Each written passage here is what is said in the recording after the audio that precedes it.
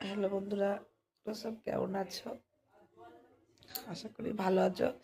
আজ আর ভিডিও দিতে পারছি না, মনটা খারাপ। ঠিক আছে, কালকে আমাদের এখানে মিঠুন এসেছিল, আমরাও দেখতে গিয়েছিলাম।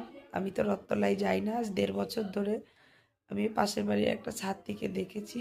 আজ ভিডিও দিতে পারছি না, তোমরা কিছু মনে করো না। আমার ভিডিওটা যার যার কাছে যাবে সে শুধু আমাকে কয়েকটা কমেন্ট করবে ভালো, প্লিজ কেউ খারাপ কমেন্ট করবে না।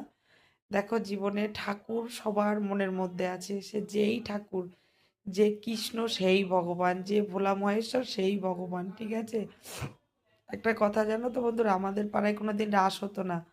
আমাদের ভালুকাতে কখনো রাস হয়নি। সেই রাসটা আমার হাজবেন্ড ছেলেপেলে নিয়ে শুরু করেছে। আর রথতলায় জগদ্ধাত্রী পুজো হয়, সেটাও আমার হাজবেন্ড শুরু করেছিল, আমার স্বামী ছেলেপেলের হাত ধরে পুজো শুরু করেছিল। সেখান থেকে ও বেরিয়ে এসে ও নিজের মতো ছেলেপেলে নিয়ে ও পুজো করছে। দিয়ে কালকে জানো না বন্ধুরা, কালকে না কিছুদিন ধরেই এত অপমান এত কিছু করছে এই পুজোটা আটকানোর জন্য। কিছু হলেই আমাদের দোষ, আমার ছেলেকে অপমান করা। ঠিক আছে, আমাকে মারধর করেছে, আমি আইনে গিয়েছি, আইনি স্টেপ নিয়েছি, মেম্বারকে জানিয়েছি, ও নিজে মুখে বলেছে তুমি আইনে যাও, আইনে গিয়ে কেস করো ওদের নামে।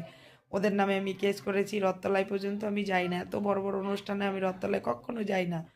ঠিক আছে, জানো তো বন্ধুরা, কালকে আমার সঙ্গে বিনা কারণে ঝামেলা অশান্তি করে আমাদের সেই মানে তেরে তেরে এসেছে মারবে বলে। আমাদের পাড়ার সেই বদমাইশ অশিক্ষিত মহিলা আছে কটা, লাগানি ভাঙানির কুটকাচালির মাস্টার, খেয়ে খেয়ে কারো কাজ নেই, এর নিন্দা ওর নিন্দা নিয়ে বসে। ঠিক আছে, এর ঘরে কি রান্না হলো, ওর ঘরে কি হলো, ওর বউ পালিয়ে গেল, ওর স্বামী কি করলো, বুঝেছো? এই সব নিয়ে সব পাড়ার মহিলাগুলো, কুচিত মহিলাগুলো আলোচনা করে। অশিক্ষিত অভদ্র মহিলা আছে কতগুলো পাড়ায়, কতগুলো ছেলেরা আছে অশিক্ষিত ছেলে পেলে, যে ঠাকুরকে আটকাতে চাইছে। আর আমার স্বামী সবাইকে নিয়ে পুজো করছে, সবাই আনন্দ করছে, আর রথতলার মরছে, রথতলার লোকে মরছে, আর আমাদের পাড়ার লোকে মরছে হঠাৎ কালী পুজোটা আটকাবে বলে। এই মা, যেই রাসের পুজোটা শুরু হয় জানো না বন্ধুরা, আমি ঠিক এইবার ভিডিও দেব, যেই না রাসের পুজোটা শুরু হয় অমনি রথতলা পাড়ার আর আমাদের পাড়ার বাজে চরিত্রহীন মহিলাগুলো আছে। আর রথতলা পাড়ায় আছে কি কিছু চরিত্রহীন মহিলা। ঠিক আছে, কিছু চরিত্রহীন মহিলা, সবাই নয়, আমাদের পাড়ায়ও আছে কিছু চরিত্রহীন অশিক্ষিত মহিলা। ঠিক আছে, এরা উঠে পুড়ে লেগেছে এই এই কালী পুজোটা আটকানোর জন্য। তাহলে বলো বন্ধুরা, ঠাকুর কি কারো খেতে আসছে না পড়তে আসছে? আর যে মা চেয়েছে বলে পুজোটা হচ্ছে, তাই ওরা সহ্য করতে পারছে না, ওরা জ্বলে পুড়ে মরছে। এটা আমার স্বামী করছে বলে আমাদেরকে জানো না 3 বেলা রাস্তাঘাটে গালাগালি খিস্তি খামারি, সে কী ব্যবহার আমাদের সঙ্গে করে।